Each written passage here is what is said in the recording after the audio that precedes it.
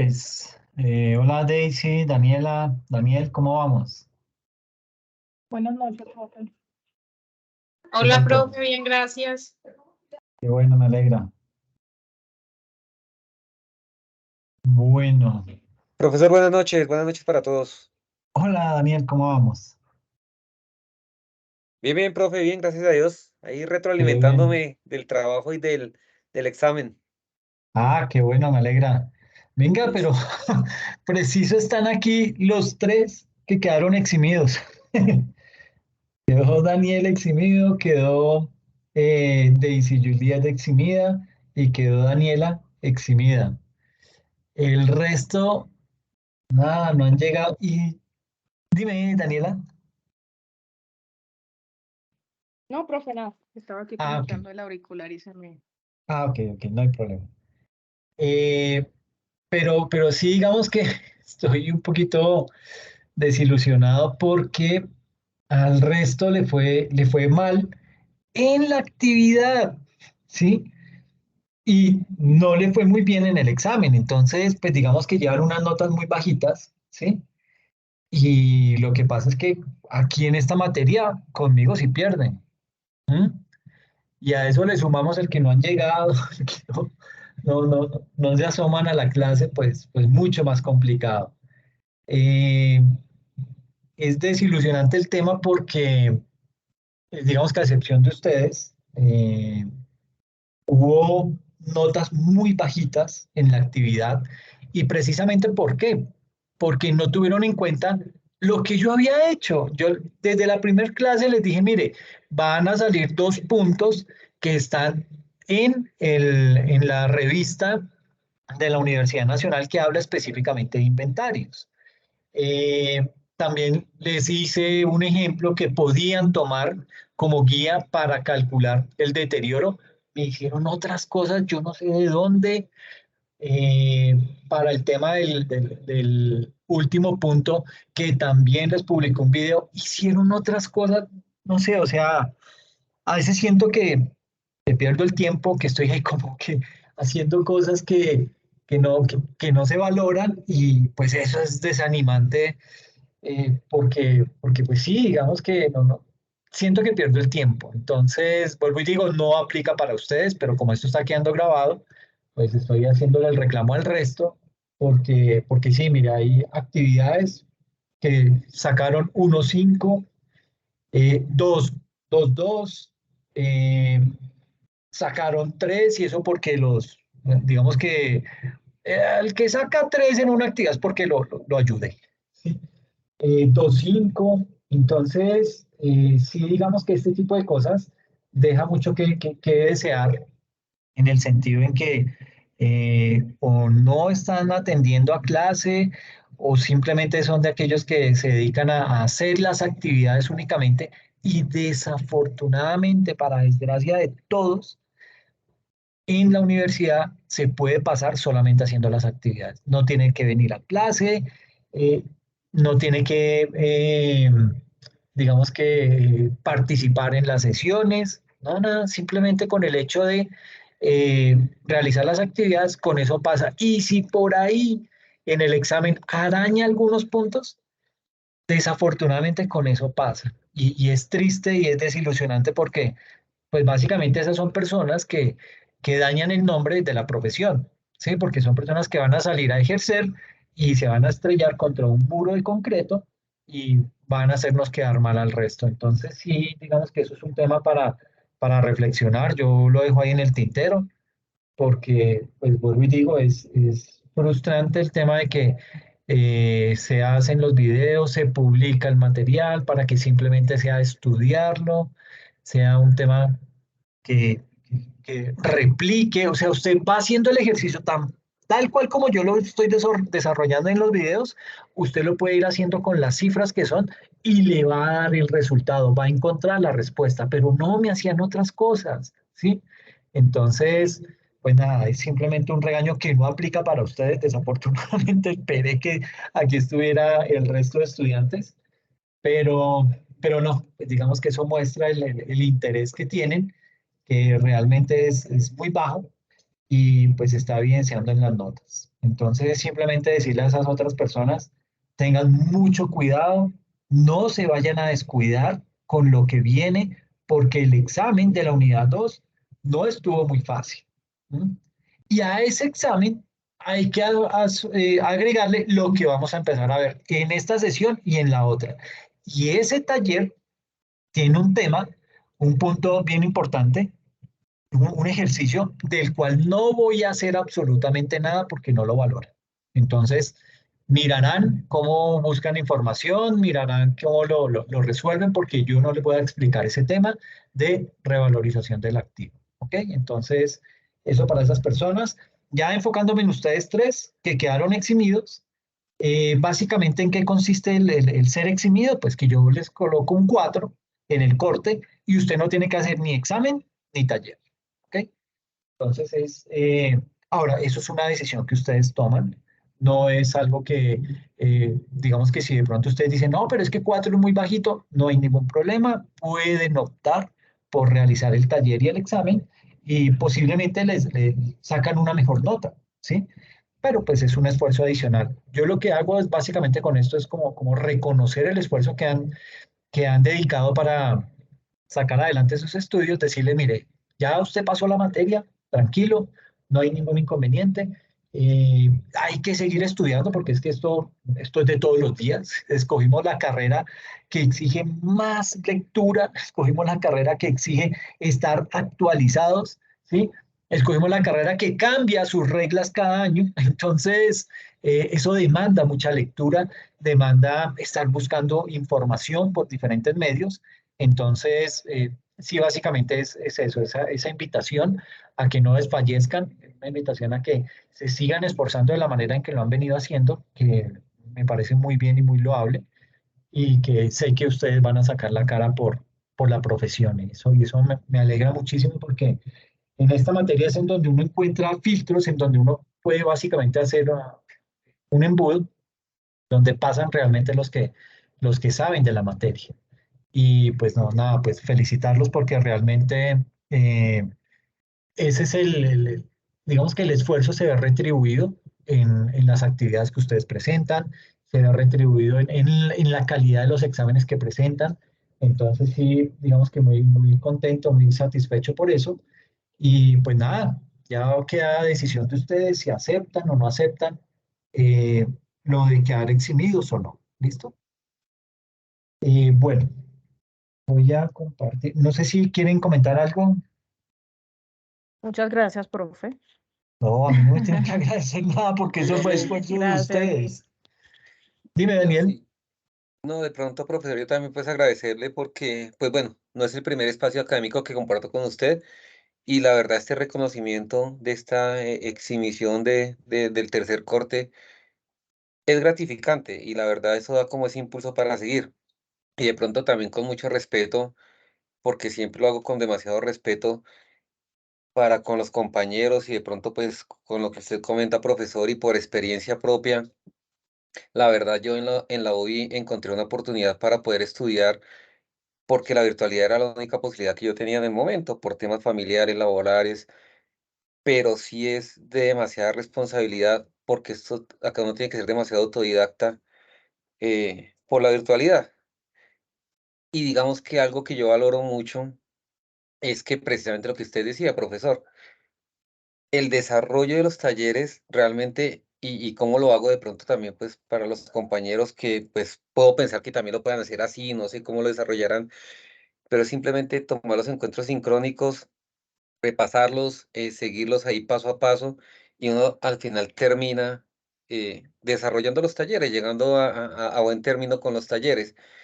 Podrá uno cometer errores como los he cometido, porque pues lo que vi en el taller, sí, efectivamente me faltó un concepto para calcular los costos de la mercancía y bueno, temas que uno pueda incurrir, pero sí no desaprovechar las oportunidades por crítica, por ejemplo, ya sí, pues, que de pronto yo pues también le sugeriría, profesor, muy respetuosamente, que de pronto se nos ayudara con un ejercicio de lo que trata el tercer taller como para tener, pues, precisamente también esa base de estudio, ¿no? Porque yo sí todos esos encuentros sincrónicos, los talleres, los tomo como base de estudio. Entonces, de pronto, profe, también como una sugerencia respetuosa, que sí nos hicieron ejercicio de pronto de eso de la reevaluación de inventarios, que me parece muy valioso para tenerlo pues a modo de estudio. Así no haga yo la tercera actividad, que precisamente ya la estaba desarrollando, pero pues para tener ahí la consulta, profe. Era como la intervención y no, y nuevamente agradecerle y a los compañeros que se aprovechen todo, los encuentros sincrónicos, es muy valioso aprovecharlos y todo lo que nos dejan y el contenido que queda publicado en las plataformas es importante por lo autodidacta que debemos ser en estas carreras virtuales. Era eso, profe. Oh, muchas gracias, Daniel. Y sí, tienes toda la razón porque hay personas que confunden el tema de que porque consideran que es virtual, entonces es fácil y se pasa sencillamente. Y no, esto aquí tiene unos reparos fuertes y ahorita que entremos, después de haber visto este espacio, ya viene el componente tributario que es procedimiento tributario, planeación tributaria y consultoría tributaria, en donde también yo exijo demasiado porque ya estamos en un nivel profesional. Entonces, sí, digamos que esto es más como pueden ponerle el adjetivo que quieran, un jalón de orejas, un llamado de atención, pero sí realmente fue complicado cuando estaba calificando yo el taller, sobre todo porque decía, pucha, yo expliqué esto, les dije cómo hacerlo y cometieron unos errores. O sea, se veía claramente que no habían visto el video o el material que habíamos desarrollado para eso. Entonces, sí, digamos que uno como que se frustra frente a eso y dice, bueno, ¿será que no me estoy haciendo entender? ¿Será que me estoy descachando con las actividades? Pues pero sí, entiendo mucho y digamos que así como uno se frustra cuando califica ese tipo de actividades, también encuentra la gratificación en lo que ustedes hacen. Ustedes tres presentaron actividades de 4 o 5 y de 5, ¿sí? Exámenes de superior a 4. Entonces uno dice, no, pero mire, hay gente que sí responde. ¿Por qué los otros no lo hacen? Entonces, sí habrá que mirar con más detenimiento, pero sí, me llevé una desilusión fuerte cuando estaba calificando el taller y era complicado ver eso porque yo decía, pero pues, ¿yo qué estoy haciendo? Pero bueno, eso hace parte del proceso. Eh, Gracias a Dios, pues ustedes tres que están eximidos están aquí en clase y eso me da mucha satisfacción. Entonces, cuando tomen a bien la decisión de si aceptan o no el quedar eximidos, pues porfa me lo confirman. Yo les había dicho que que yo les mandaba un correíto, lo voy a mandar. Eh, digamos que hasta hoy pude publicar las notas en Academusoft, entonces ya creo que mañana les empiezo a mandar el correíto para que me confirmen. Si de pronto alguien quiere confirmar de una vez, lo puede hacer. Si no, pues no hay ningún problema. Analice bien la situación. Mire que si de pronto considera que puede sacar una mejor nota presentando el taller y el examen, hágalo con toda confianza. Eso a mí no me molesta, ¿sí?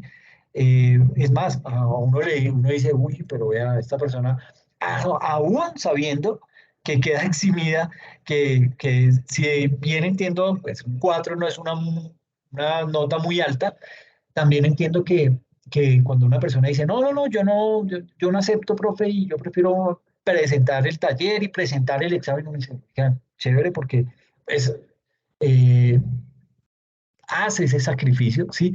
Aún sabiendo que puede de pronto dedicarle ese tiempo a otra materia u otra cosa. Entonces, no se afanen, me van contando en el transcurso de los días a ver qué decisión toman. ¿Listo? Por lo pronto, entonces, hoy vamos a arrancar con otra temática que tiene que ver con lo que se denomina la propiedad, planta y equipo. Un tema que es grueso, ¿sí? A más no poder. Y digamos que fue de esos temas en los que con el proceso de convergencia de la contabilidad anterior, o sea, de la contabilidad que estaba regida por el decreto 2649, ese salto que hubo que dar de esa contabilidad al estándar internacional, en el tema de propiedad, planta y equipo, fue lo que más dolió. ¿Por qué? Porque veníamos de unas malas prácticas terribles, ¿sí?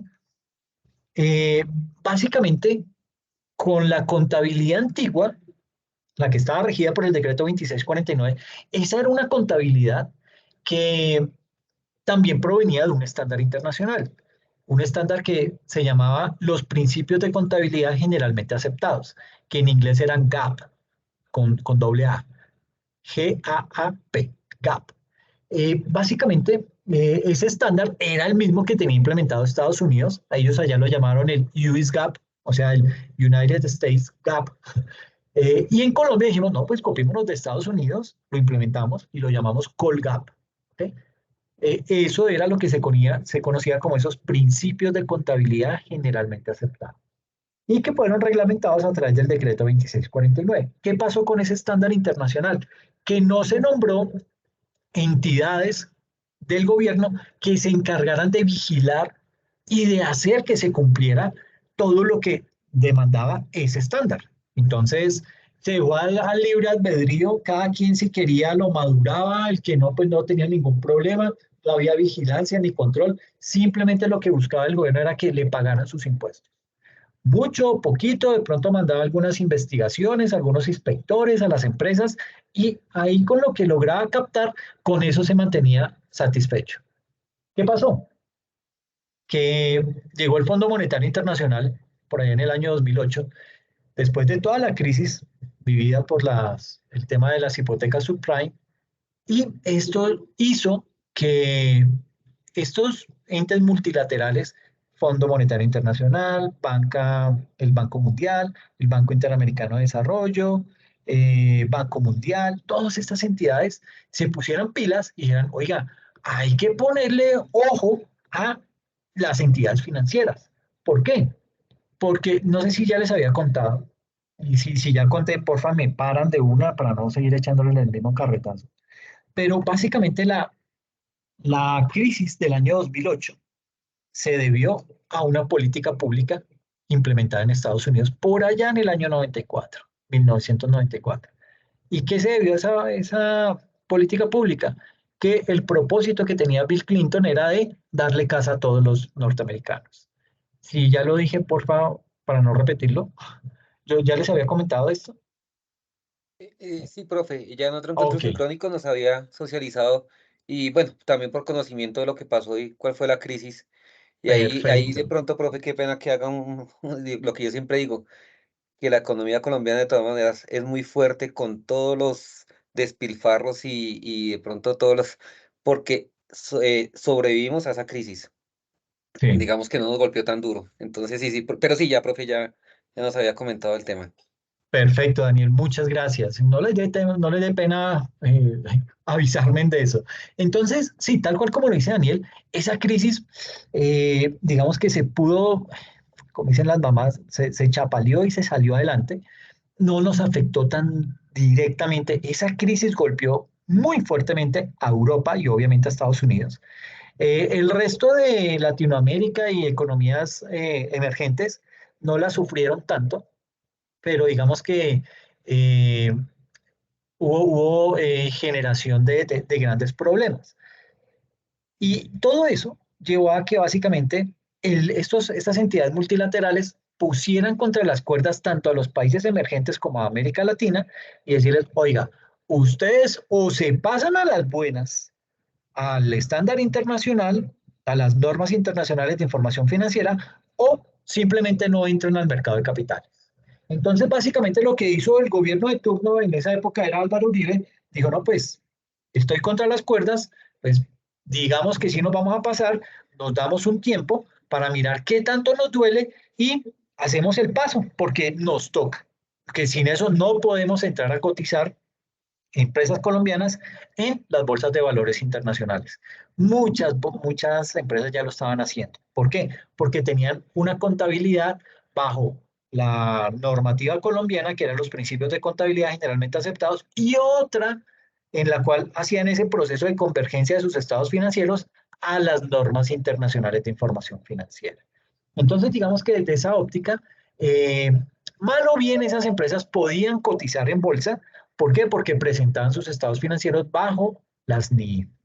Las otras empresas que querían entrar les tocaba o ponerse a hacer esa gimnasia de pasar esos estados financieros, o que el país tomara la decisión de mandar toda su contabilidad al estándar internacional, que efectivamente fue lo que se optó por realizar. Entonces, bajo esa presión, ya Colombia entra en armonía, comienza a planear cómo va a pasar, cómo vamos a dar ese salto al estándar internacional, y de esta manera, pues digamos que encontramos un terreno que no era el más apropiado, teníamos muchos problemas. En propiedad, planta y equipo teníamos la mala costumbre de valorar todo el costo histórico, ¿sí? Y, y no mostrar las fluctuaciones que tenían esas cifras a nivel de propiedad, planta y equipo. Entonces, por ejemplo, hoy en día, la propiedad, planta y equipo, usted lo mira en un estado de situación financiera y encuentra solo ese rubro, propiedad, planta y equipo. Si quiere discriminarlo, le toca irse a las notas, a los estados financieros, y allá encontrará cuánto es terrenos, cuántas edificaciones, etcétera, etcétera. Pero en la contabilidad antigua, si se compraba un terreno en 10 millones de pesos, cada año veíamos ese terreno por los mismos 10 millones de pesos.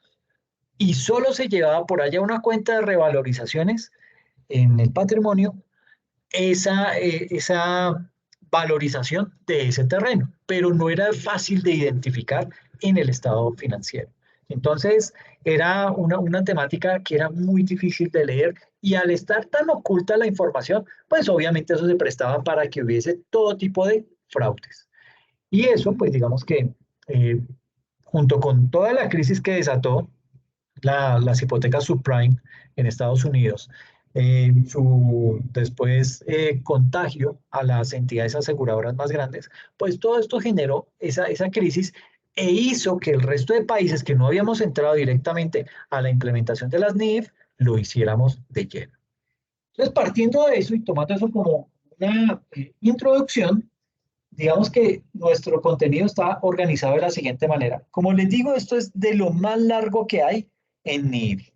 Entonces vamos a ver 10 temas. El primero es qué es la definición de propiedad, planta y equipo, qué es el reconocimiento inicial de la propiedad, planta y equipo, qué es la materialidad en la adquisición de propiedad, planta y equipo, qué es la medición posterior, cuáles son los métodos de depreciación, cuál es el modelo de revaluación, cuál es el modelo de costo, qué es el deterioro de la propiedad, planta y equipo, qué son las revisiones periódicas y la baja en cuentas de la propiedad, planta y equipo. Así las cosas, entonces tenemos lo siguiente. Voy a utilizar esto. Vamos a dar lo que es la definición de la propiedad, planta y equipo. Digamos que frente al tema de esa definición de propiedad, planta y equipo, podemos decir que los activos fijos son activos que tienen una vida útil de más de un año, eh, digamos que tienen una vida útil superior al año, ¿ok? Y que son activos que se adquieren para ser utilizados en las operaciones del negocio, es decir, en el desarrollo del objeto social de la empresa. Y se hace con el fin de obtener unos ingresos. O sea, yo compro activos porque sé que los voy a utilizar por más de un año, voy a utilizarlos para el desarrollo del modelo de negocio que implementé, y con esos bienes, con esa propiedad, planta y equipo, mi propósito es obtener ingresos. Entonces yo compro una máquina para que me ayude a producir los bienes que quiero comercializar. ¿Para qué? Para obtener unos ingresos. Y de acuerdo con la norma internacional de información financiera, la número 16, nos da la siguiente definición. Nos dice que esa propiedad, planta y equipo tiene una característica muy importante y se llama la posesión. ¿Qué es eso de la posesión? Es que posee una entidad, esa propiedad, planta y equipo tiene la característica de que una entidad la posee para su uso en la producción o suministro de bienes y servicios, para arrendarlos a terceros o para propósitos administrativos. Y en segunda instancia, la usabilidad o ese uso. Y es que se esperan usar durante más de un periodo contable. Entiéndase por periodo contable del 1 de enero al 31 de diciembre, es decir, mínimo por un año. Y es importante conocer la relevancia de este tipo de activos. ¿Por qué? Porque sucede que el tratamiento contable que se le da a la propiedad, planta y equipo incluye lo que es la adquisición de los activos, el uso que reciben y el retiro de esa propiedad, planta y equipo. Y ese retiro puede ser por causa de terminación de su vida útil o simplemente porque quedó obsoleto. ¿Ok? Todos los activos fijos tienen la característica de que son tangibles. ¿Ok? Entonces, los edificios, los equipos, el mobiliario, los enseres, la maquinaria, los autos, los camiones, todo eso son ejemplos de activos fijos que tienen también una característica bien importante y es que se deprecian a lo largo de su vida útil. ¿Ok? Hay otros activos como son los recursos naturales que se llaman o están englobados dentro de los famosos activos agotables. Esos activos agotables son una forma de activos fijos cuyo costo se distribuye en periodos futuros y que se cargan a un activo conocido como agotamiento. Es decir, los yacimientos, ¿cómo se llaman?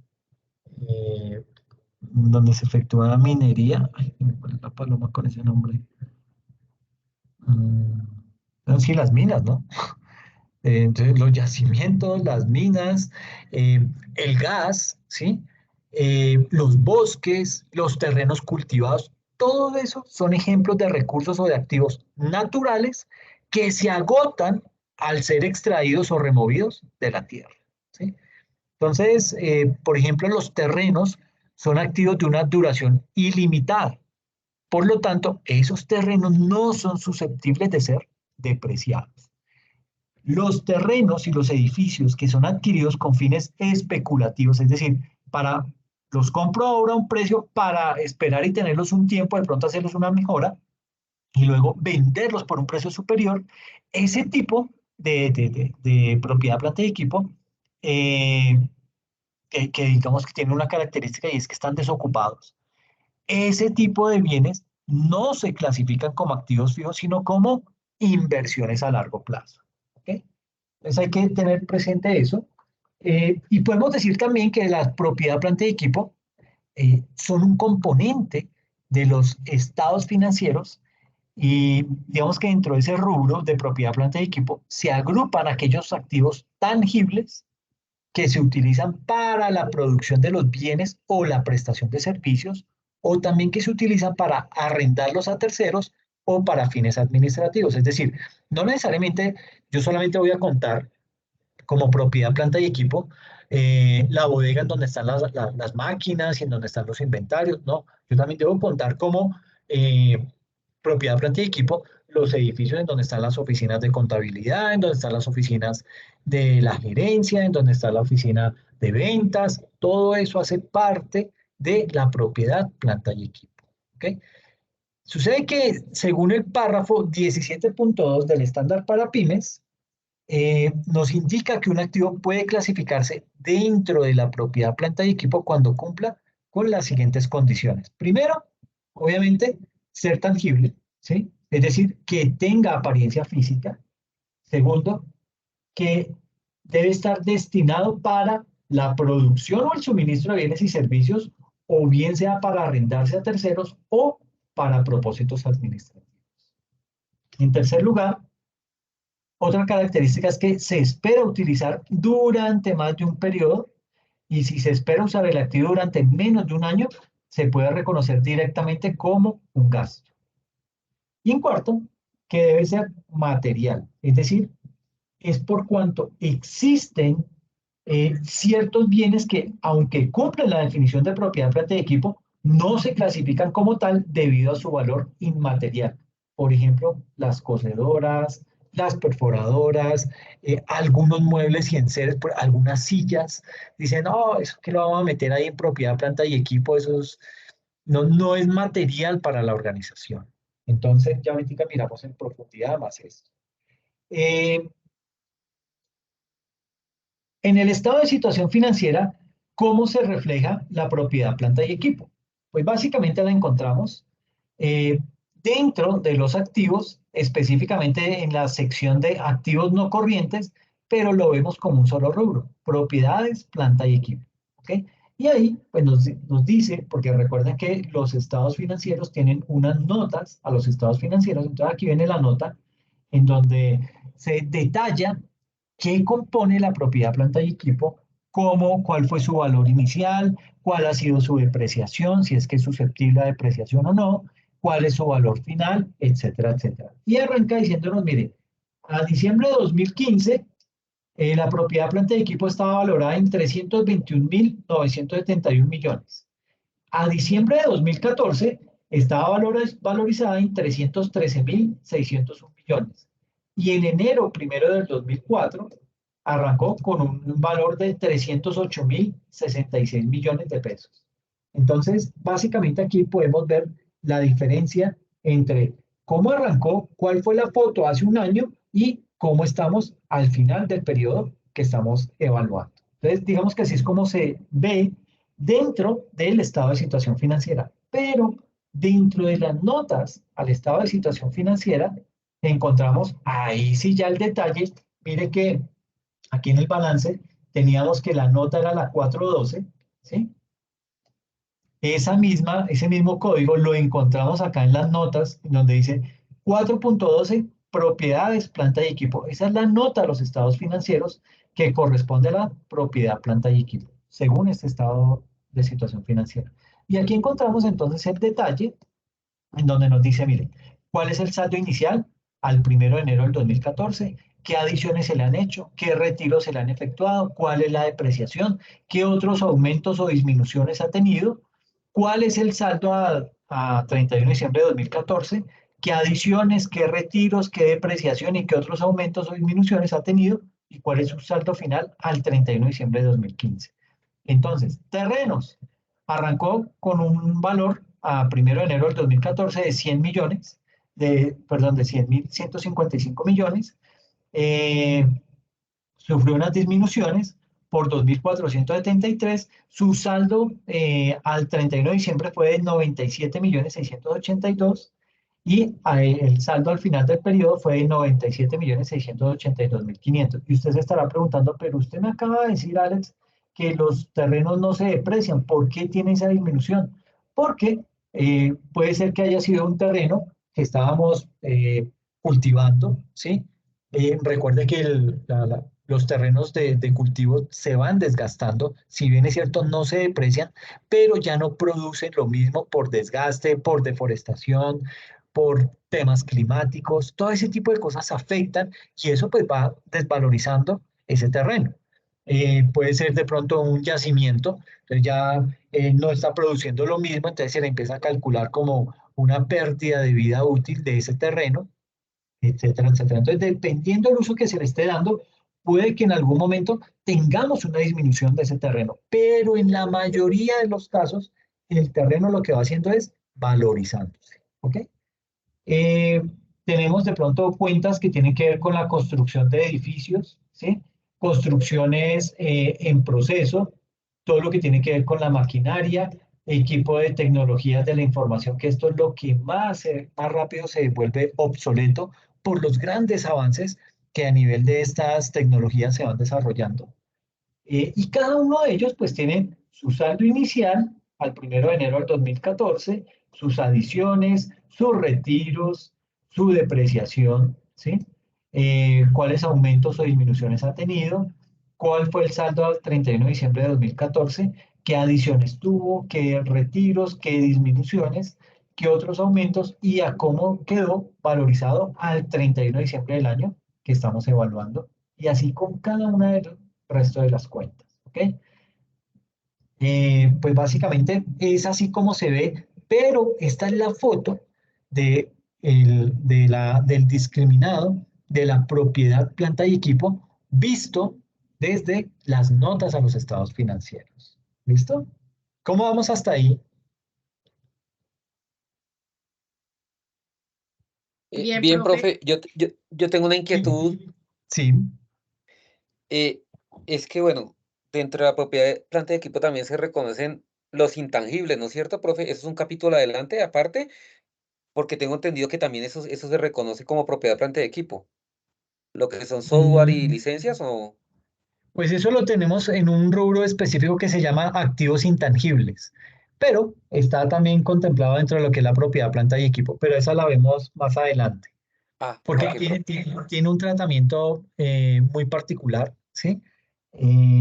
Ahí se habla de lo que son las licencias, las patentes, eh, por ejemplo, cuando se da cuando una empresa se gana una licencia de construcción, qué sé yo, de una vía, ese solo activo intangible muchas veces vale más que el resto de la empresa, ¿ok?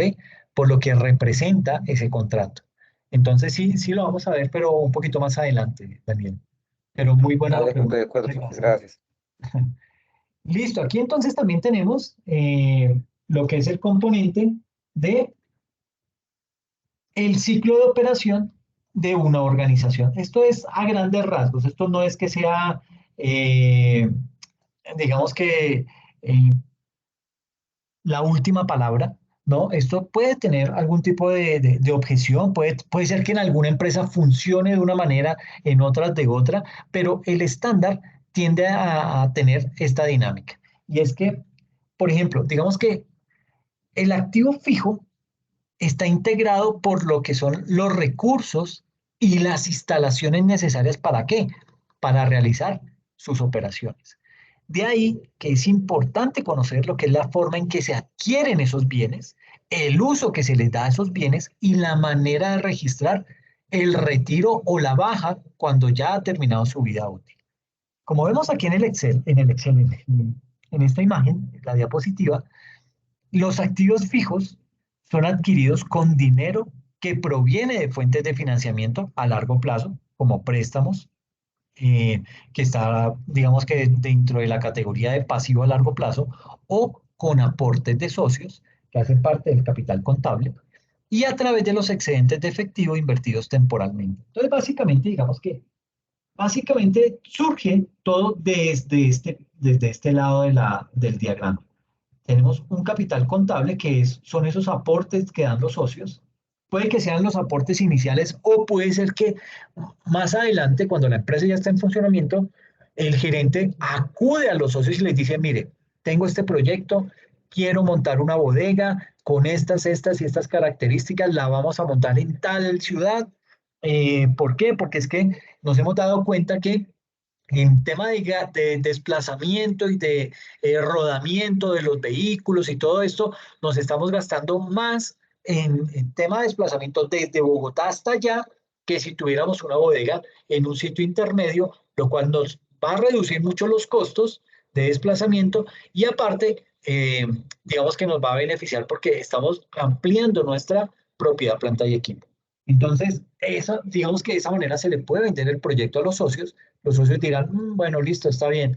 Entonces yo aporto tanto, yo aporto esto tanto, y digamos que es una manera de financiarse las organizaciones. Es decir, para no acudir a un préstamo bancario. Préstamo bancario que si usted lo mira hoy en día, eso no se puede ni tocar, esa no debería ser una opción, ¿sí? Si usted se tiene que endeudar, no busque ahorita un banco para hacerlo, porque las tasas de interés están intocables y con todo esto de la crisis que se está evidenciando, pues digamos que el tema pinta a peor. Entonces, no es algo muy chévere, no es el momento para hacer ese tipo de cosas. Acuda específicamente a buscar financiación con sus socios para mirar cómo logra sacar adelante esos proyectos que usted como gerente se ha trazado. Entonces, este es el primer recurso al que se le debe echar mano al capital contable, es decir, al aporte de los socios. Y en segunda instancia, si ya por este lado no se pudo, pues trate entonces de mirar cómo obtiene una financiación que le resulte a usted cómoda, ¿ok? Eh, esa financiación pues puede ser a través de un préstamo bancario, mirar qué tipo de tasas de interés puede negociar, todo ese tipo de cosas. Digamos que es bueno contemplarlo antes de salir hacia la topa tolondra y meterse con el primer banco y endeudarse con él. Entonces, usted puede tener esas dos opciones. O bien sea por medio de, bueno, y no solamente usted se puede endeudar con los socios, porque los socios pueden decir, no, no tengo plata. Entonces usted dice, ok, entonces vamos a hacer una emisión de acciones, en el caso de que sea una sociedad anónima, vamos a hacer una emisión de acciones para ponerlas a la venta y mediante esa venta recibir los recursos que estamos necesitando de inmediato. Entonces habrá un socio que diga, uy, no, pero entonces la empresa se va a fraccionar más, van a haber más socios. De pronto eso no les gusta tanto a los socios actuales. Alguno dirá, mire, yo saque esas acciones y yo las compro, ¿sí? Y con eso yo sigo teniendo una mayor participación a nivel de mi empresa.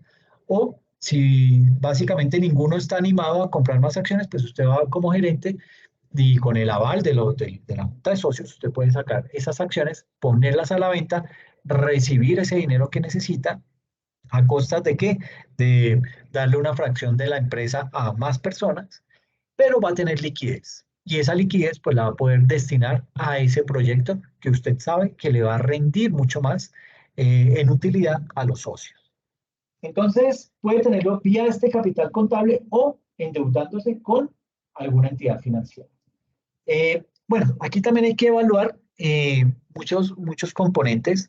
Eh, digamos que hay entidades del gobierno que dan tipos de financiación mucho más barata cuando usted va a invertir en activos para la empresa, en propiedad, planta y equipo específicamente, pues digamos que hay entidades del Estado que le financian ese tipo de proyectos, lo hace a unas tasas de interés mucho más bajas, ¿sí? Y le permite a usted tener esa financiación. Entonces, pero igual, financiación es financiación a largo, mírelo por donde lo mire, le va a tocar pagar intereses y pues digamos que ahí es en donde se encarece ese tipo de producto. Pero es una alternativa que vale bien tenerla ahí bajo la manga. Entonces, con base en estas dos fuentes de financiación, usted va a poder tener recursos para adquirir ese activo fijo. En este caso, en el caso de nuestro ejemplo, una bodega que queremos montar, eh, digamos que en la ciudad de Pereira. ¿Ok? Ahí quiero montar una bodega para crear productos allá en esa bodega y me evito el desplazamiento desde Bogotá hasta Pereira, sino que ya desde Pereira yo surto al resto del norte de Colombia. Sí, es una buena idea. Entonces ya con esos dos mecanismos tengo cómo adquirir esos activos fijos, ¿ok? Ese activo fijo puede, digamos que ya cuando yo lo pongo a producir, ese activo fijo me empieza a generar a mí fuentes de efectivo. ¿En qué sentido?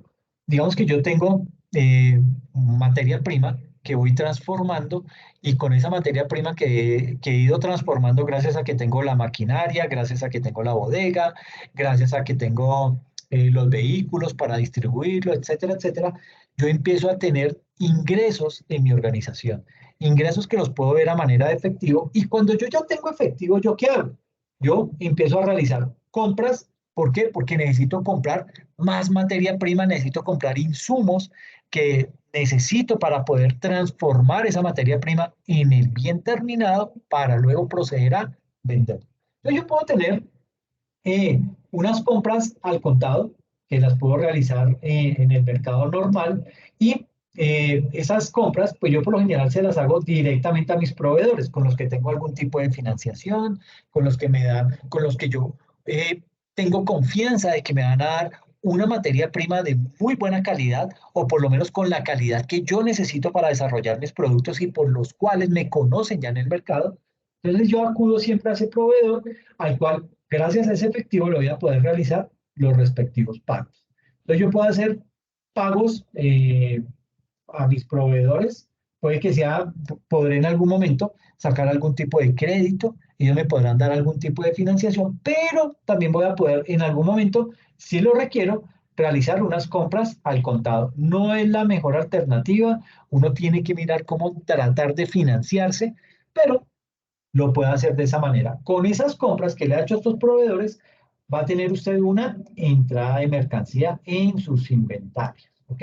Pues ya va a contar con un inventario de mercancías al interior de la organización, que ese inventario de mercancías que va a sufrir un proceso de transformación en donde usted ya va a tener una mercancía que va a poder proceder a sacarla. ¿Y cómo saca usted la mercancía?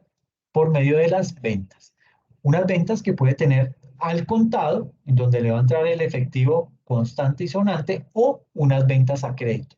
Porque desafortunadamente los empresarios no saben otorgar crédito, ¿sí? Digamos que en el afán de salir de sus productos, de rotar sus inventarios, de mostrar ingresos, así sea por medio de las cuentas por cobrar, pues el gerente opta por dar ese tipo de facilidad.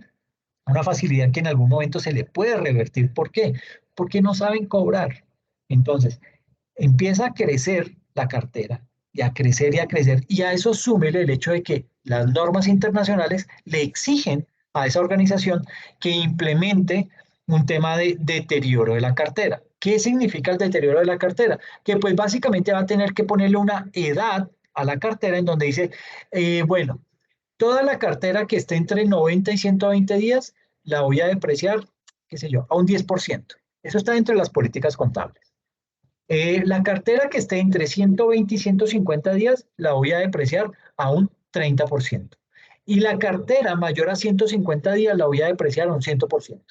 Entonces ya con base en esas edades, usted comienza a aplicar esos porcentajes, eso que le da el total de la deuda que tiene en cada rango de edad, multiplicado por el porcentaje que usted está indicando que se va a deteriorar, a ese es el valor que usted va a llevar al deterioro de esas cuentas por cobrar. ¿Listo? Y eso pues va a ser un menor valor.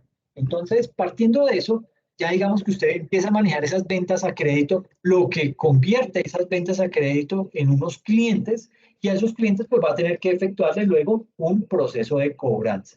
Entonces ahí va a tener usted que evaluar si los pagarés o los documentos soporte que está utilizando para respaldar esa compra son lo verdaderamente efectivos para ejecutar los cobros.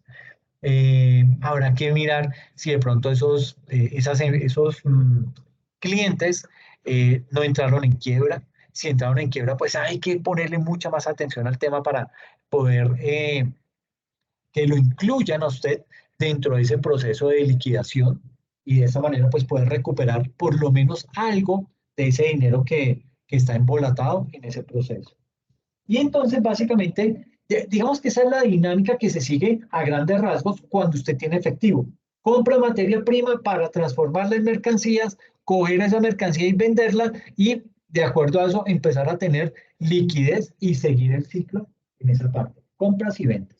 Pero cuando yo tengo excedentes de liquidez, yo voy a tener que también destinar rubros para los gastos de operación de la empresa, los gastos de productos financieros en los que haya tenido que incurrir, otros gastos y productos que se me van a presentar en la organización y todo el tema impositivo. Todo eso se desprende directamente del efectivo. ¿Ok? Cuando yo ya he podido cubrir todos esos costos y gastos en los que incurro para poder desarrollar mi objeto social en la organización, puede que yo tenga un excedente de efectivo. Cuando tengo ese excedente efectivo, pues voy a poder realizar unas inversiones temporales, ¿ok? Es decir, no es sano tener la plata en la cuenta corriente o en la cuenta de ahorros. Uno lo que tiene que propender es por mirar cómo la invierte, cómo la pone a producir más. Pero eso solamente se da cuando yo tengo excedente efectivo. Porque puede que se dé la otra situación y es que no me alcance, yo tengo es un faltante de efectivo porque de pronto mis clientes me están quedando mal, mi cartera está creciendo, yo no estoy pudiendo cobrar y estoy teniendo un déficit a nivel de efectivo. Entonces, ese faltante de efectivo que puede llevar a que yo tenga que incurrir en deudas a corto plazo, qué sé yo, para pagar los arriendos, para pagar la nómina, para pagar a mis proveedores, etcétera, etcétera. Entonces, esa falta de efectivo me lleva a que yo tenga que buscar financiación por fuera.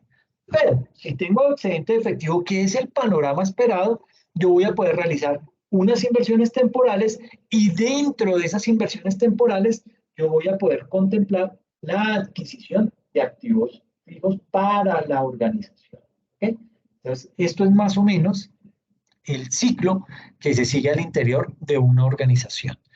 La adquisición de estos bienes, digamos que denota el propósito de qué, de utilizarlos, más no de venderlos. ¿Okay? ¿Por qué utilizarlos? Porque es que los estoy adquiriendo bajo la figura de propiedad, planta y equipo, y esa figura me obliga a tenerlos por lo menos más de un año, ¿sí? Y utilizarlos en el desarrollo de la actividad que me he trazado, voy a desarrollar, ¿ok? Esto es básicamente entonces ese ciclo de operación de una organización. Mm, Luego viene, esto debe venir acompañado, siempre les digo, de una política contable. Política contable en la que vale la pena mencionar de nuevo, en la actividad, pues muchos no lo hicieron. Yo les había dicho desde la primera sesión que lo que esperaba con esos modelos de políticas contables es que usted eh, fuera muy puntual, pero contemplara todos los ítems que debe tener la política contable. La política contable debe tener una introducción, debe tener unos objetivos, debe tener cómo voy a realizar el reconocimiento, cómo voy a realizar la medición, cómo voy a aplicar el deterioro. Todo eso va inmerso dentro de la política contable. Entonces, un modelo de política contable de propiedad, planta y equipo debe contener, bueno, esta es una dirección en donde hay, digamos que de donde extraje esta política contable, pues como para que la tuvieran y pudieran ojearla. No se trata de copiar esas políticas contables, porque esto es algo que hemos mencionado ya desde hace mucho rato, y es que ese fue uno de los más grandes pecados que cometieron las empresas en el país. Copiar esas políticas contables, porque como no se sabía que era una política contable, pues para todo el mundo decía, políticas contables, ya deben haber varias ahí en internet, que vamos a poner a perder tiempo en eso. Copio una de esas y la ajustamos y la presentamos y listo. Sucede que una política contable va atada al modelo de negocio de la empresa. Entonces, no todas las empresas desarrollan el mismo modelo de negocio. Y ahí es en donde vienen los cambios.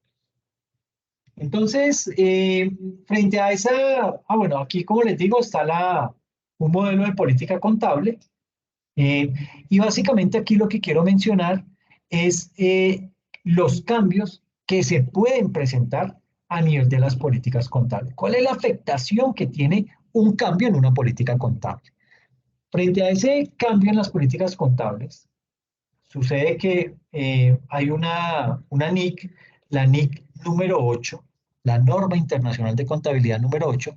Esa norma establece que la entidad debe seleccionar y aplicar las políticas contables de manera uniforme al momento de reconocer transacciones similares, a menos que una NIF requiera o permita establecer categorías de partidas, para lo cual es muy apropiado utilizar una política contable diferente. Sucede que la uniformidad de esas políticas contables que hemos estado hablando, esa uniformidad es muy importante en las NIF. ¿Por qué? Porque me va a permitir mejorar la comparabilidad, y eso es bien importante ese término, la comparabilidad de la información financiera. ¿Ok? Ahora, es posible que la entidad deba cambiar su política contable, y cuando una entidad debe cambiar su política contable porque cambió el modelo de negocio, porque se dio cuenta que había cometido errores, pues la razón que sea, la empresa tiene que cambiar su política contable. ¿Eso qué hace? Puede llevar a romper esa uniformidad, y eso afecta la comparabilidad de la información. Entonces, básicamente, podemos decir que el cambio en políticas contables se hace necesario en dos escenarios. El primer escenario, el cambio de la política contable es requerido por una nueva NIF, es decir, sale una nueva norma y esa norma me obliga a que yo cambie la política contable. Entonces, en ese tipo de casos, yo no tengo que irme hacia atrás. Ese cambio de esa política contable que es requerido por una NIF no exige retroactividad. ¿Ok? Pero se puede dar que la nueva política contable lleva a que los estados financieros, o sea, yo tengo que hacer un cambio en la política contable porque considero que esa política contable hace que mis estados financieros suministren una información financiera mucho más confiable y una información financiera mucho más relevante sobre los efectos de las transacciones que afecten a la misma, a la información financiera de esa empresa. En ese tipo de casos, yo sí tengo que irme hacia atrás en el tiempo. ¿Ok? Lo puedo hacer Sí, totalmente, eso me lo permite el estándar internacional, pero me dice que si es un cambio, una política contable, que es, digamos que es algo que yo voy a hacer a mutuo propio en mi organización, yo lo debo hacer retroactivo, es decir, irme hasta el momento cero en el que implementé esa política contable, implementar el cambio desde el momento en el que lo estoy, en el que hice el cambio de la política contable, me voy hacia atrás y comienzo otra vez a aplicar esa política contable en cada uno de esos periodos financieros. Y ahí, pues digamos que lo que me va a hacer es que me va a alterar la información, pero yo no voy a modificar nada en esos estados financieros. Eso ya está cerrado. Yo lo que hago es llevo todos esos cambios a una cuenta en el estado financiero del 2023, se llamará ya reexpresión de estados financieros, y allá llevo ese total. Obviamente, en las notas de los estados financieros voy a tener que hacer una explicación del por qué esa cuenta y cuál fue la razón o la motivación que llevó a que tuviéramos que cambiar la política contable. ¿Por qué se hace eso? Porque las personas que toman decisiones con base en los estados financieros deben tener toda la información dentro del estado financiero para poder tomar una decisión mucho más acertada. Entonces, por eso es importante hacer eso. Ahora bien, sucede que la consecuencia de cambiar políticas hace que la comparabilidad de la información financiera se vea altamente afectada. Y un ejemplo de esto que estoy diciendo lo observamos de la siguiente manera. Entonces, miren, tenemos aquí que la entidad A tiene activos consistentes en propiedad, planta y equipo de la siguiente manera. Entonces, primero, tenemos aquí la cuenta, tenemos el valor, nos queda 2022, tenemos una depreciación acumulada, tenemos un valor neto y la vida útil. Entonces tenemos los terrenos. Los terrenos están valorizados a 1.235 millones, depreciación acumulada no tienen. ¿Cuál es su valor neto? 1.235 millones. Vida útil no aplica porque los terrenos no se deprecian. Edificaciones están valorizadas en 3.500 millones de pesos. ¿Cuál es la depreciación acumulada en ese año? 583 millones. Valor neto, 2.916. Bueno, aquí no estoy hablando en miles de millones, hablemoslo solo con millones de pesos. 3.500.000, depreciación acumulada 583.000, valor neto 2.916.666. ¿A cuánto se deprecian? A 60 años. Aquí es bien importante tener en cuenta también lo que dice el estatuto tributario. El estatuto tributario tiene otras vidas útiles, por ejemplo, para las edificaciones es de 45 años, la vida útil. Entonces, digamos que no hay problema si usted deprecia una edificación a 45 años o más, no hay ningún problema. Digamos que el componente tributario lo soporta o lo permite, pero si usted lo deprecia a menos años de los 45, usted va a tener que justificar muy bien esa decisión.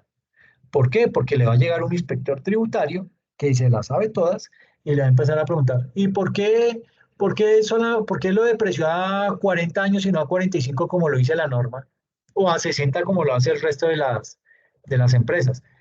No, fue que, eso tiene que estar justificado con estudios, con documentación anexa, todo muy bien organizado para que ese inspector tributario no lo vaya a sancionar. ¿Ok? Entonces, hay que cuidarse mucho de ese tipo de cosas porque las decisiones las tomamos, pero las debemos tomar fundamentadas en cosas reales.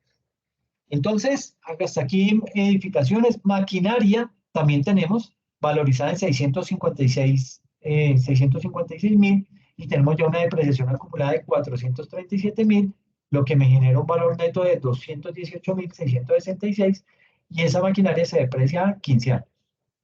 Los totales. Entonces tenemos el total de la propiedad planta de equipo 5.391.000 con una depreciación acumulada de 1.020.000 y un valor neto de 4.370.000. ¿Listo? Entonces los activos ya se encontrarán depreciados por 10 años, específicamente los edificios y la maquinaria. Entonces digamos que esto no era 2022 sino 2012. ¿Qué pasa cuando, debido al cambio de una política contable, se me altera la comparabilidad. ¿Y por qué digo que se altera la comparabilidad? Por esto. Sin embargo, a inicios del año 2013, la entidad cambia su política contable al pasar de un modelo del costo a un modelo de revaluación, presentando la siguiente situación. Los terrenos están valorizados al 2013, ya no en 1.235 millones como lo teníamos acá, sino que pasa a estar valorizados en 2.000 millones. ¿Por qué? Por el valor razonable. El valor a 2012, ¿cuál era? 1.235, perdón, 1.235.000. Entonces tuvo una variación por revaluación de 765.000. Pues ahí, digamos que tenemos ya un cambio. A nivel de edificaciones, ¿qué pasa? Que ya la edificación a valor razonable al 1 de enero del 2013 me da que está valorizada en 3.200.000 y al valor a 2012 estaba en 2.916.000, es decir, tuvo una variación por revaluación de 283.333. Y la maquinaria que estaba, digamos que a valor razonable, está valorizada en 350.000, miramos que el valor neto que tenía era de 218.666.000, es decir, tuvo una variación por revaluación de 131.333.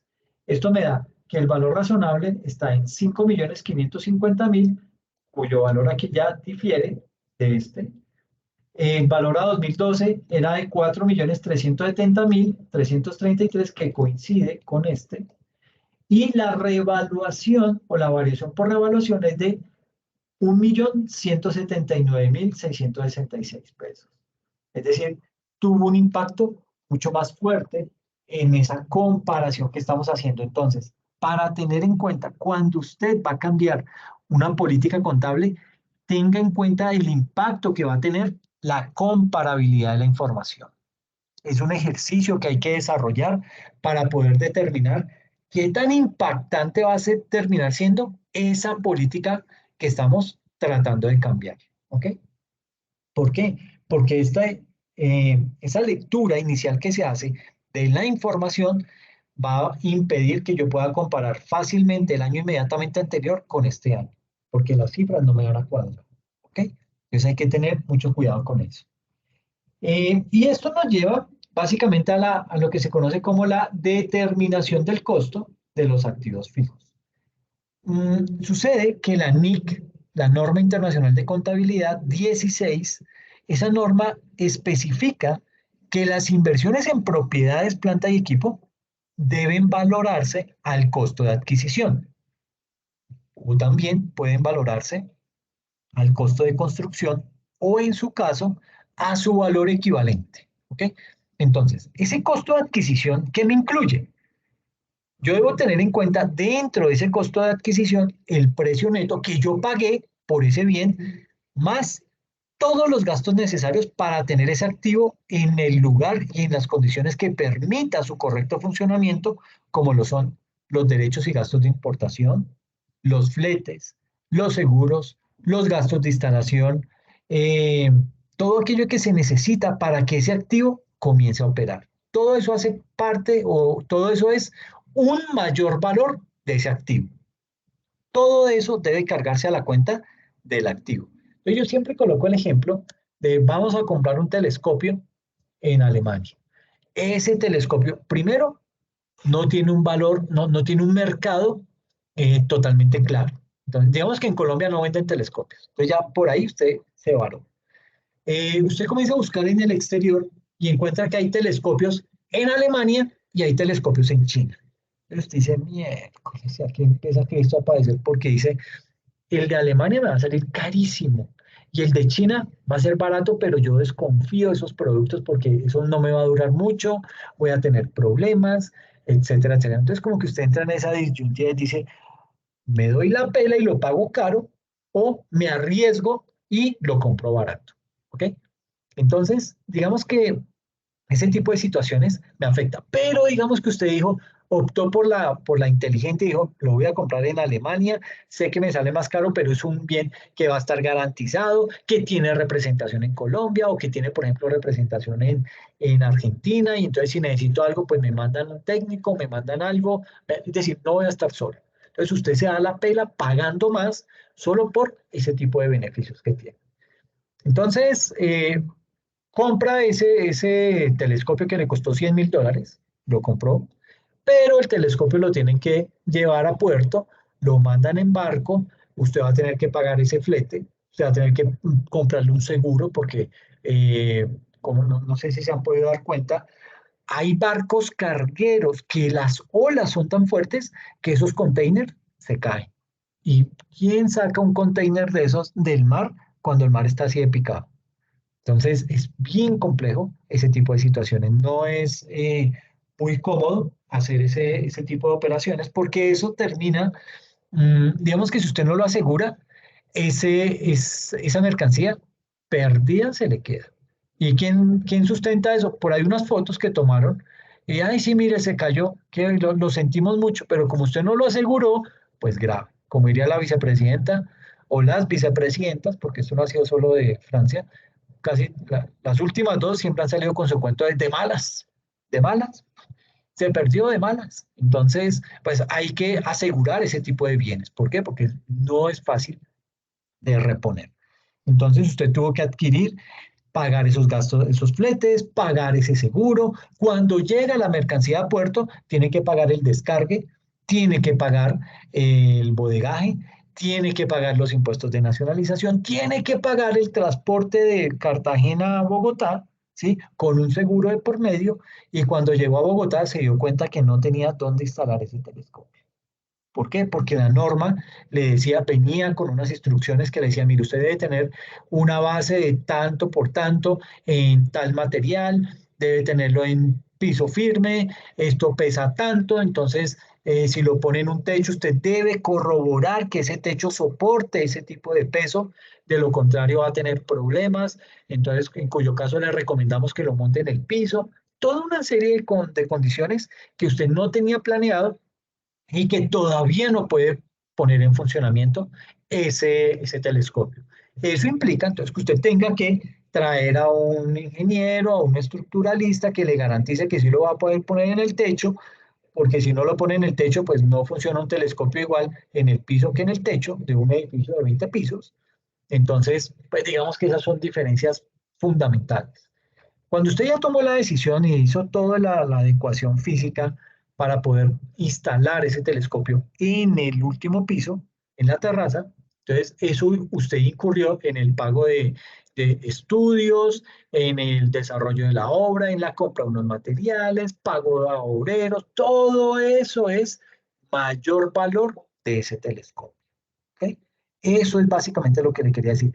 Todos esos gastos de los fletes, de los seguros, de los gastos de nacionalización, todo eso es un mayor valor del activo.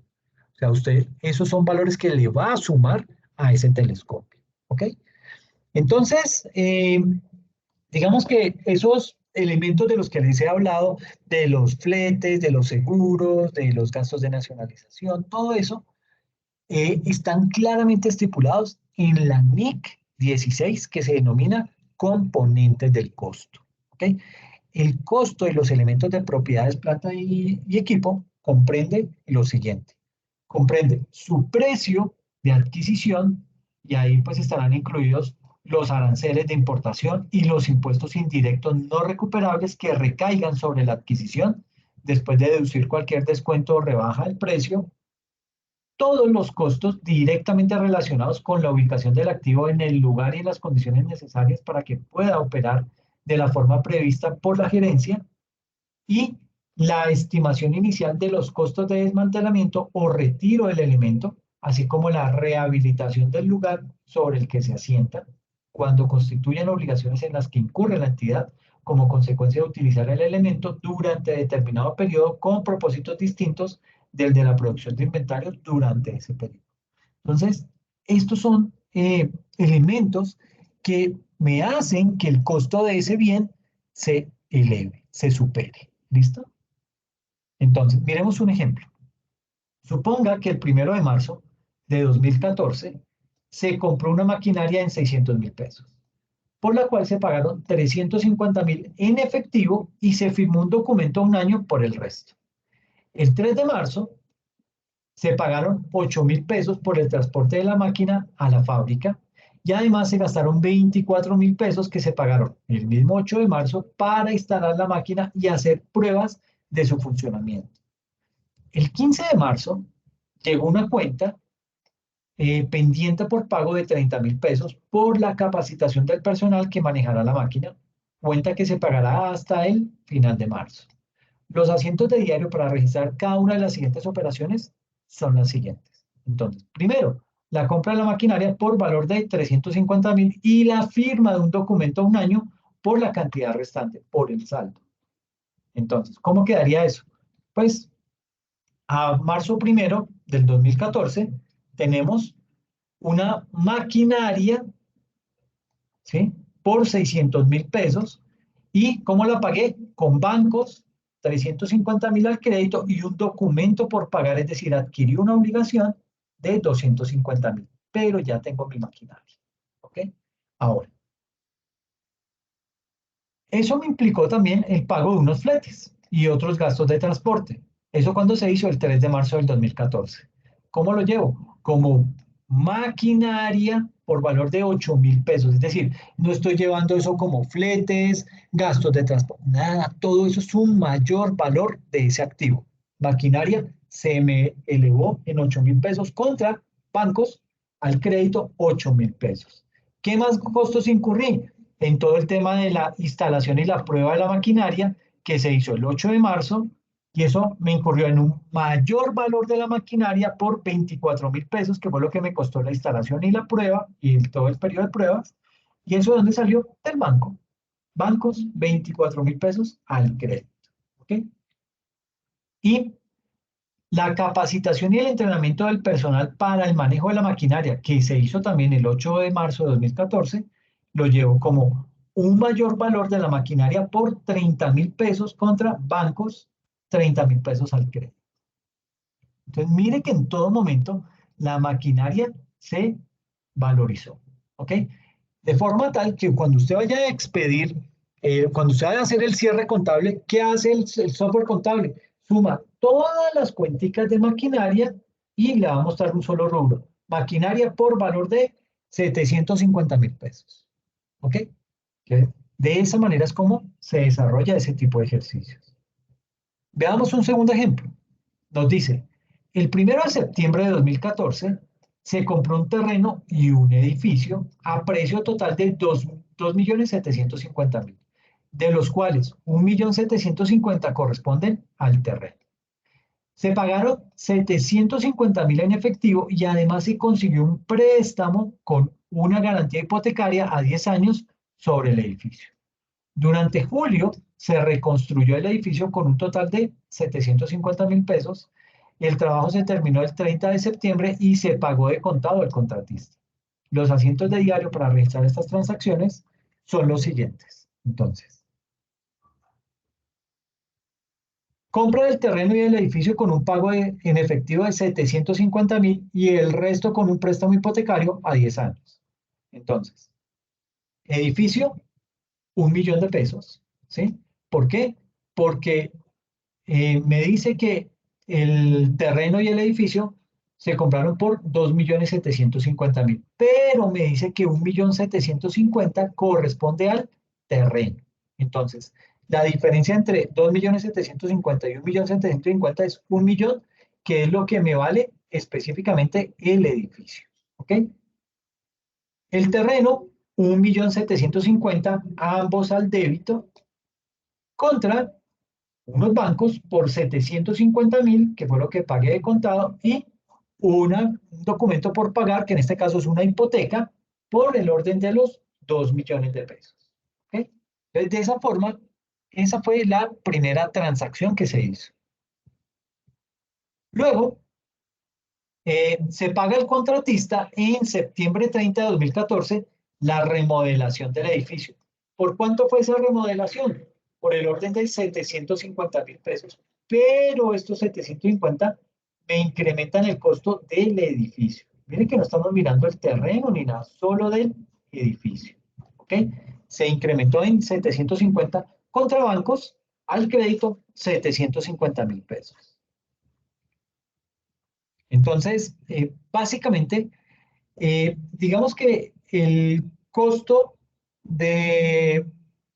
total en este tipo de casos, digamos que entre los diferentes periodos en los que el activo lo estoy valorizando, pues digamos que de esa misma manera lo voy a tener que reflejar dentro de la contabilidad y eso me va a generar alguna que otra modificación. Ahora, miremos lo siguiente. ¿Cómo va a quedar el reconocimiento en la medición inicial de esa propiedad, planta y equipo? Eh, Básicamente, todo lo que tiene que ver con el reconocimiento y la medición habrá que tenerlo en cuenta de la siguiente manera. Perdón. Que me salí. Eh, Básicamente aquí, hablando del reconocimiento inicial, tenemos que indicar lo siguiente. Digamos que tomando como base lo que nos dice el párrafo 17.9 del estándar para pymes, ahí nos indica que el reconocimiento, o bueno, en el momento del reconocimiento inicial, los elementos de la propiedad, planta y equipo se miden por su costo, ¿ok? Y el párrafo 17.10 nos indica que el costo de un elemento de la propiedad, planta y equipo está conformado por los siguientes conceptos, que son, en primera instancia, el precio de adquisición después de deducir los descuentos comerciales y las rebajas que incluyen honorarios legales y de intermediación y los aranceles de importación. A eso hay que sumarle los costos directamente atribuibles a la ubicación del activo en el lugar y en las condiciones necesarias para que pueda operar, entre los que se incluye la preparación del emplazamiento, la entrega y manipulación inicial, la instalación y montaje y la comprobación de que el activo funciona adecuadamente. Y a eso habrá que sumarle la estimación inicial de los costos de desmantelamiento o retiro del elemento y la rehabilitación del lugar donde se va a asentar ese activo. Entonces, no solamente tengo que pensar en todo aquello que voy a tener que pagar para tener ese activo acá, sino que además debo sumarle la adecuación del espacio físico en el cual va a quedar instalado ese activo. ¿Okay? Y frente a los valores que no se incluyen en el costo de la propiedad, planta y equipo, digamos que el estándar indica que las entidades del grupo 2 no deben capitalizar los costos por los préstamos en que hayan incurrido para adquirir o construir un elemento de propiedad, planta y equipo. Y en su lugar, los deben contabilizar como gastos en el estado de resultados. Es decir, si usted es una pyme y usted se endeudó para adquirir una maquinaria, esos intereses que va a pagar, que va a tener que pagar por concepto de ese préstamo, usted no los puede llevar como un mayor valor del activo, si usted es grupo 2. ¿Ok? Ese pago de esos intereses lo tiene que llevar como un gasto. Pero, si usted es grupo 1, esos gastos de intereses los puede llevar como un mayor valor de ese bien, de ese activo fijo. Entonces, miren lo injusto que resulta ser en ese tipo de casos, porque para las pymes se lo llevan como un gasto, pero para las grandes empresas sí se lo aceptan como un mayor valor de ese bien. Eh, ¿Qué pasa con lo que es la propiedad, planta y equipo que se adquiere a crédito? Entonces, digamos que en ese tipo de casos, cuando se adquieren elementos de la propiedad, planta y equipo a crédito, el párrafo 17.13 del estándar para pymes requiere que el activo se contabilice por el precio de la transacción y los intereses se reconozcan en el estado de resultados. Entonces, los intereses van como un gasto y no los puedo sumar como un mayor valor del activo. Y si el elemento de la propiedad, planta y equipo se adquiere con un plazo que excede los términos normales del crédito, el mismo párrafo 17.13 nos indica que el activo se deberá medir al valor presente de los pagos futuros y vuelve y sale ese bendito valor presente. Pero bueno, ¿cuáles son los escenarios de la medición inicial? Entonces, hay una medición inicial, digamos que al momento de la compra hay 7 escenarios. El primer escenario son 3 subescenarios: el crédito con interés implícito, el crédito con interés con interés menor a la tasa del mercado y la compra a crédito a corto plazo. Entonces aquí el tiempo en los 3 escenarios es anormal y el primero es con interés y sin interés, el segundo es sin interés y el tercero es sin interés. Puede haber en un segundo escenario en donde se hable acerca de permuta, en el tercero de desmantelamiento, en el cuarto de leasing financiero, en el quinto de costo de reemplazo y sustitución, en el sexto en construcción y en el séptimo propiedades de inversión al costo en norma PYME. Estos son escenarios bajo los cuales vamos a estar mirando varios ejemplos. También hay otros para la medición posterior. Mire que este primero era para la medición inicial, ¿sí?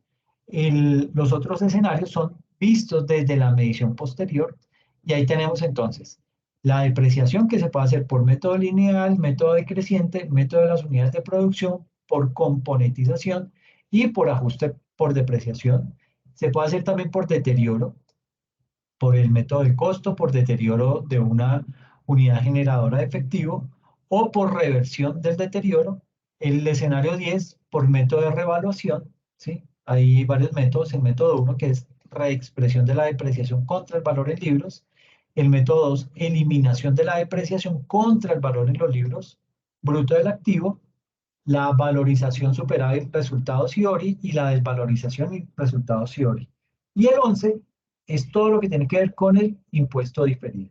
Entonces vamos a ver varios de estos escenarios. Esto tiene también un flujograma de lo que es la compra de la propiedad, planta y equipo a crédito. ¿Qué pasa en ese flujograma? Pues que básicamente nos muestra que, digamos que estamos haciendo la compra de la propiedad, planta y equipo. O sea, la transacción inicia con esa compra de esa propiedad, planta y equipo. Nos pregunta, ¿la compra es de contado? Si la compra no es de contado, entonces habrá que mirar si tiene intereses. Pero la compra es de contado, sí. Si es de contado, se registra el valor de la transacción y listo. Pero si no es de contado, nos vamos y miramos, ok, como no es de contado, ¿tiene intereses? Si sí tiene intereses, entonces nos vamos ahorita más abajo y lo vemos. Pero si no tiene intereses, entonces me pregunta, ok, ¿es a corto plazo? Porque como no tiene intereses, entonces, si no es a corto plazo, se conoce el valor de contado, pero si sí es a corto plazo, entonces se registra el valor de la transacción. Como es a corto plazo, como no es a corto plazo, eh, conocemos el valor de la transacción. Si lo conocemos, lo registramos el valor del contrato. Si no lo conocemos, se debe conseguir la tasa del mercado. ¿Para qué? Para registrar el valor presente y calcular el interés implícito. ¿Ok? Mire que tiene eh, ese flujo con el ánimo de poder hacer un buen análisis de lo que tenemos que aplicar dentro de la contabilización. En ese orden de ideas, veamos un ejercicio. Nos dice, tenemos un crédito con tiempo anormal, ¿sí? Y con intereses. Nos dice que el ejemplo es, la empresa Ubisas compra una máquina por valor de 15 millones, lo hace a crédito a 3 meses, pagaderos en cuotas iguales a una tasa de interés del 2.5%. En ese tipo de casos, entonces, tenemos que en primera instancia calcular el monto de la cuota mensual y eso se hace mediante la función pago en Excel. Ustedes ya son duros en hacer esto, entonces simplemente tengo el costo del activo por 15 millones, tengo el IVA, que es un mayor valor del activo, un 19% de más, que equivale a 2.850.000, tengo una retención en la fuente que le practicamos de 375.000, una RTICA del 7.7 por mil, por valor de 115.500. Entonces tengo un total de deuda de 17.359.500. sobre este valor es que voy a aplicar el tiempo en meses, que son 3 meses, y la tasa de interés implícito, que es del 2.5%. Entonces, aplicando la función pago, tengo, ¿cuál es la tasa? El 2.5. ¿Cuál es el número de periodos? 3 periodos. ¿Y cuál es el valor actual? 17.359.500. ¿Cuánto me da eso? Un pago mensual de 6.078.206 pesos. Ese es el monto que yo voy a tener que pagar mensualmente durante los 3 meses. ¿Ok? En ese orden de ideas, entonces, ya sabemos cuál es la cuota. Ahora realizamos la tabla de amortización por los 3 mesecitos. ¿Cómo se hace? Parto de los 17.359.500. Ya sé que tengo que pagar 3 cuotas fijas de 6.078.000. Entonces tengo aquí mi cuota fija por los 3 meses. ¿Sí? A ese valor le voy a aplicar la tasa del 0,025% al valor inicial, es decir, tomo estos 17 millones, le aplico el 0,025 y me da un valor de intereses de 433.988 pesos, pero como pagué una cuota de 6.078.000, le resto estos 433.000 y lo que se me va a capital es 5.644.219. A 17 millones le resto los 5.600.000 y me queda un valor por pagar de 11.715.282. El valor inicial del periodo 2 lo arranco con el valor final del periodo 1, es decir, estos 11.715.000. A estos 11.715.000 le aplico el 0,025, me da un pago de intereses de 292.882 y a esa cuota de 6.078.000 le resto los 292.000, me va a parar a capital 5.785.324 pesos. A los 11.715.000 le resto los 5.785.000, me queda un saldo de 5.929.928, que es el valor inicial del periodo 3. 5.929.000, le aplico la tasa de interés del 0,025, me da un interés de 148.249, que le resto al valor de la cuota de los 6.078.000, le resto los 148, va a parar a capital 5.929.957. Diferencia 0 pesos con la que termino en ese periodo y ya pagué mi crédito. Cuota fija, terminé pagando por un préstamo de 17.359.000, terminé pagando 18.234.618. De esos 18.875.000 fueron solamente en pago de intereses. ¿Ok? Entonces, eso es básicamente lo que he hecho con la tabla de amortización. ¿Listo? Ahora, ¿qué debo hacer? Pues básicamente ya es contabilizar todos los ítems de la factura. Propiedad, planta y equipo, ¿en cuánto? 15 millones. ¿Qué más le voy a agregar? El IVA, que es un mayor valor de la propiedad, planta y equipo, 2.850.000. Y el resto, la rete fuente, de 375.000 al crédito, rete ICA por 115.500 y el banco o los acreedores, porque es acrédito, un acreedor por 17.359.500 pesos. Ese es mi reconocimiento y medición inicial. Luego, ¿qué hago? Comienzo a causar, en la medida en que voy pagando cada una de mis cuotas, causo los intereses, ¿sí? ¿Cuáles? Entonces, gastos por intereses implícitos, 433.988 contra la cuenta de acreedores, 433.988. ¿Por qué estos intereses no me suman como un mayor valor de la propiedad, planta y equipo? ¿Quién sabe?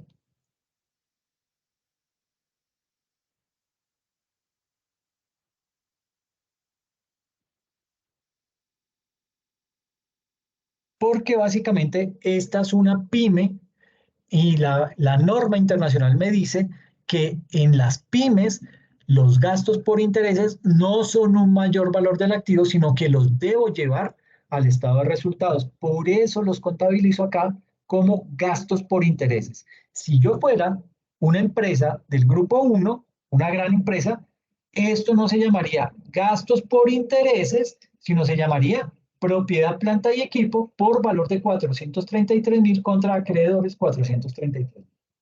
Esa es la gran diferencia. ¿Listo? Pago del primer mes de la cuota. ¿Cómo lo distribuyo? Acreedores al débito 6.078.000 contra bancos 6.078.206. Y ya esto es carpintería. La causación de los intereses del mes 2, lo mismo. Gastos por intereses 292.000 contra acreedores 292.000. Y la cuota, pago del mes 2, entonces, acreedores se me debita en 6.078.000 contra los bancos 6.078.000.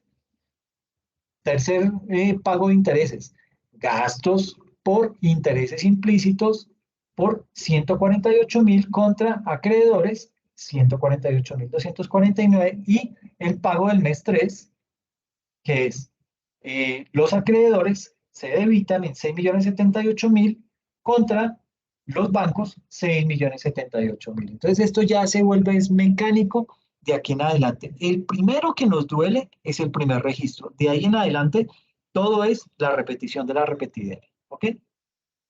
Dejemos acá, en la próxima sesión arrancamos con este ejercicio 2, en donde vamos a mirar el crédito con tiempo anormal sin intereses. Entonces aquí nos obliga a hacer otro tratamiento. ¿Listo?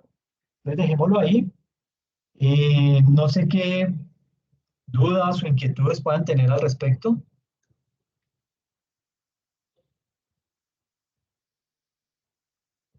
No, profe, de mi parte todavía no. Ya me quedó claro acá en este último ejercicio el interés que fue lo que me quedó mal calculado porque yo lo coloqué como un mayor valor.